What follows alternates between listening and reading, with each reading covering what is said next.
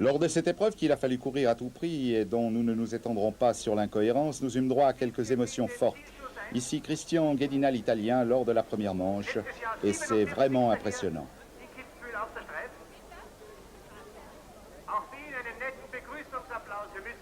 C'est au tour de notre compatriote Urs Lehmann de connaître lors de la première manche pareille mésaventure. Ici, le filet de protection remplit mieux son office.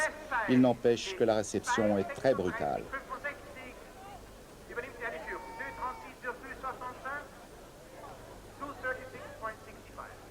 Troisième coureur à connaître la chute, mais lors de la deuxième manche cette fois-ci, il s'agit de Simon Lehner, l'Autrichien. Une cabriole incroyable, véritable pantin désarticulé. Il va casser la barrière de bois et renverser des spectateurs. Mais rassurez-vous, les trois coureurs que nous venons de voir s'en tireront avec des ecchymoses.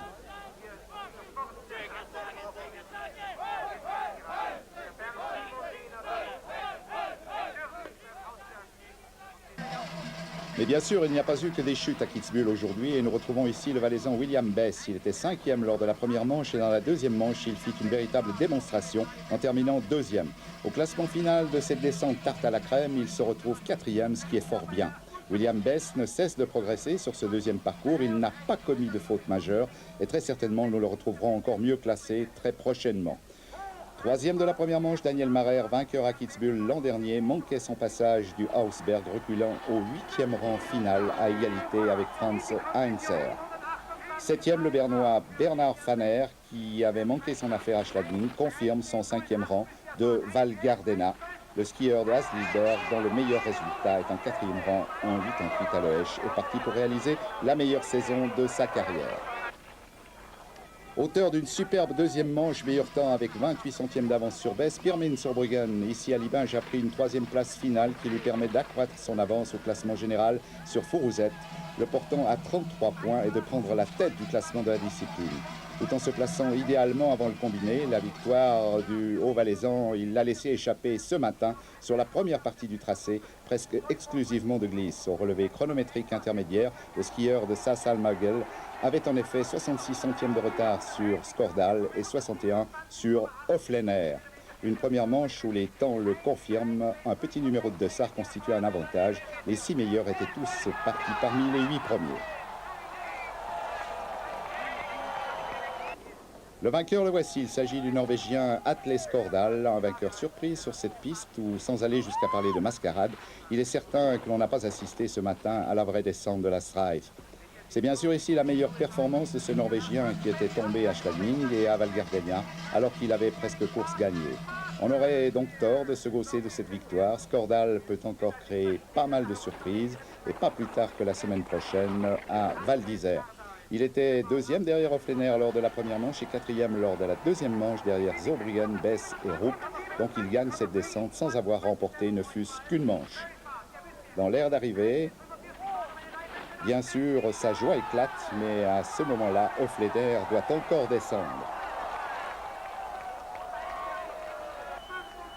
Et le voici, l'Autrichien Helmut Hoflener, il a tout le public pour lui. Il terminera la première manche au premier rang. Skordal, le vainqueur du jour, perdait 16 centièmes dans l'aventure. Mais le Norvégien se montrait meilleur dans la deuxième manche. C'est ainsi qu'Helmut Hoflener, ici en vue de l'arrivée, devait s'incliner pour 2 centièmes. Et nous retrouvons Jacques Deschenaux en compagnie de Pirmin Zurbruggen. Pirmin, c'est tout de même étonnant. La descente de Kitzbühel, si on peut parler de descente, est terminée depuis une demi-heure et enfin il se met à neiger. Hein? Oui, enfin, c'est un peu trop tard seulement, c'est dommage.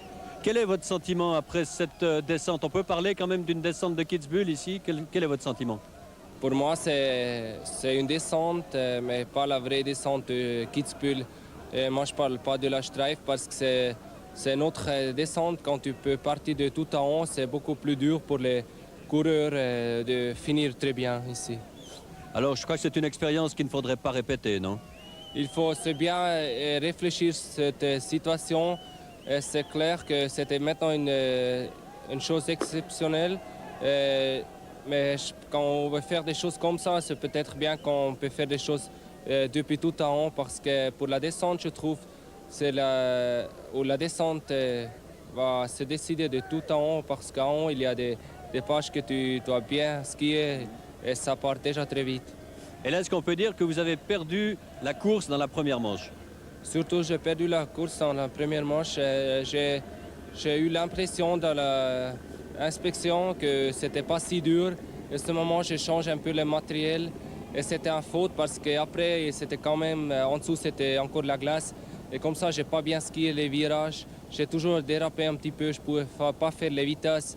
Et quand tu ne prends pas les vitesses sur le plat, ici, tu as déjà perdu. Alors maintenant, aujourd'hui, vous ne perdez pas grand-chose. Vous êtes troisième, vous marquez 15 points. En Coupe du Monde, vous creusez l'écart et puis vous êtes leader maintenant de la Coupe du Monde de descente. Oui, ça me fait un grand plaisir que je fais ici maintenant en deuxième manche le meilleur temps. Et pour la Coupe du Monde, je veux dire que je ne vais pas compter trop parce que c'est toujours dangereux. Parce que ce moment, tu viens nerveux, tu réfléchis trop, qu'est-ce que tu dois faire. Et je crois qu'il faut skier et on compte à la fin. En tout cas, les affaires de Pirmin Zurbriggen se portent très bien. Regardez, il est en tête avec 181 points du classement général de la Coupe du Monde. Il a 33 points d'avance sur le surprenant Ole Christian Furuzet, le Norvégien. Et 52 points d'avance sur l'Allemand Armin Bittner. 4e place pour Mader, 5e place pour Gstrein.